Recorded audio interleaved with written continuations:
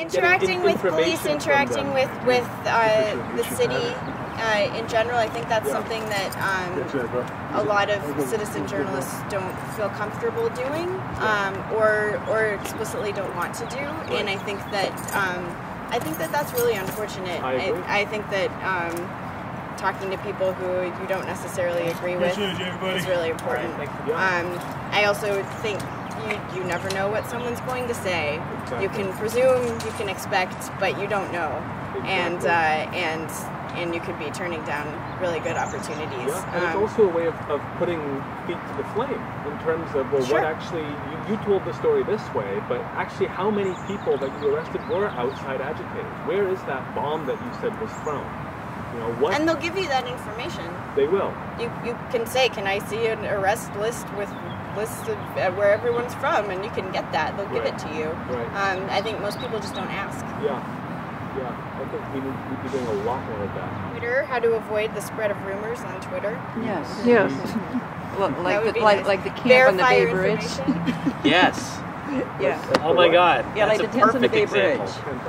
I fell for that immediately, and then after following a few of the tweets, like, wait a second, this is too good to be true. Yeah. It's one of the rules, or the good rules of thumb for verifying it.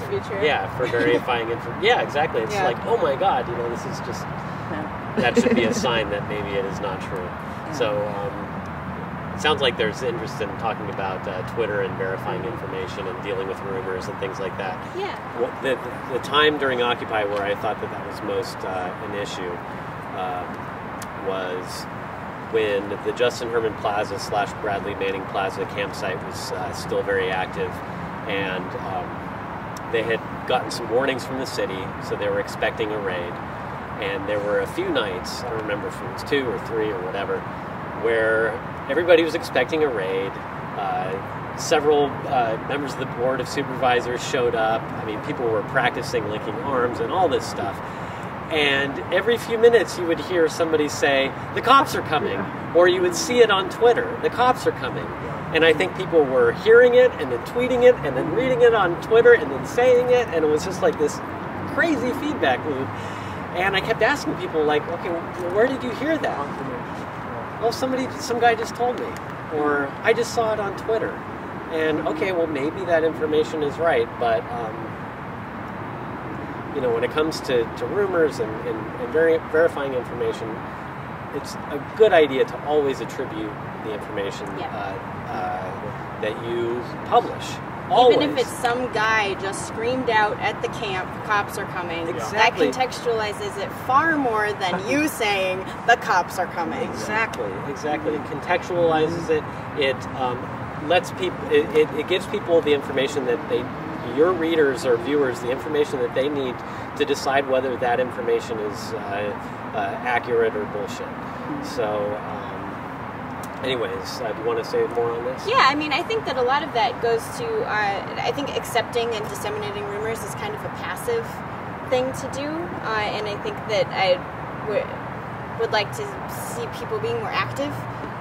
Okay, guy just yelled out, cops are coming, go up to that guy and say, how do you know? Where did you find that out? Who told you? Just ask some simple questions. How do you know that is like a key question that we have to ask ourselves and everybody all the time. And I think that would lead to a lot fewer of these situations happening. For real. And not just rumors, but any sort of unsubstantiated information or any information at all. It's better off if you can attribute it. If you know the source, you can get more details. Just feeling empowered to do that, as opposed to feeling empowered to just listen to what the guy said and then tell the internet. I think that everyone should feel more empowered to ask people questions, and they're not going to be uncomfortable. Most of the time they'll tell you, oh, I saw it on Twitter, and then you can know not to tweet it. And when I do joke cartoons, I make it clear this did not happen. This is a joke. These are not real people. They didn't really say this. And I like to be able to do the jokes sometimes, but But then there is the fact that then maybe people are going to look at my quotes and then say, well, but you did this joke the other day. Now I don't necessarily believe you. Yeah. So I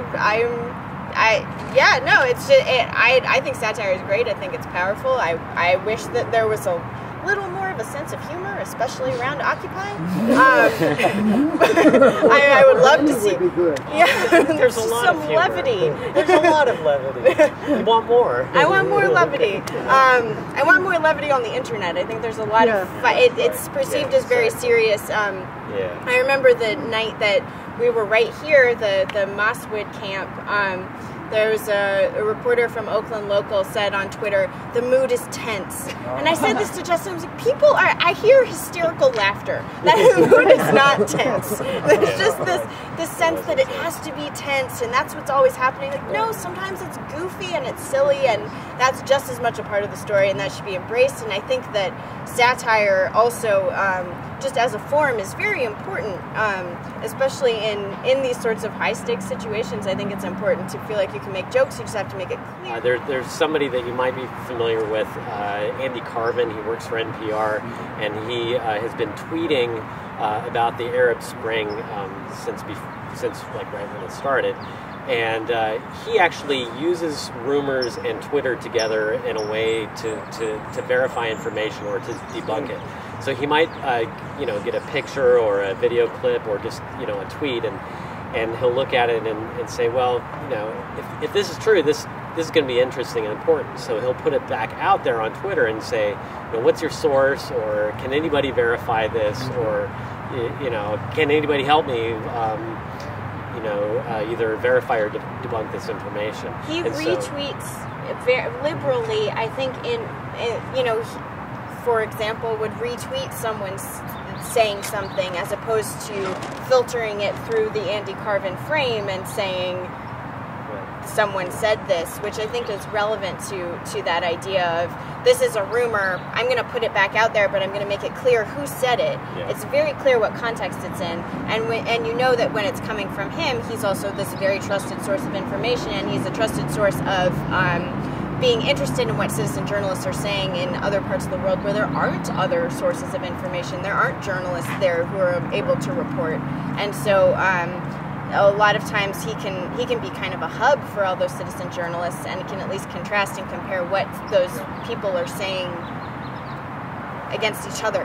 Yeah, he's A. Carvin on Twitter. A. Carvin.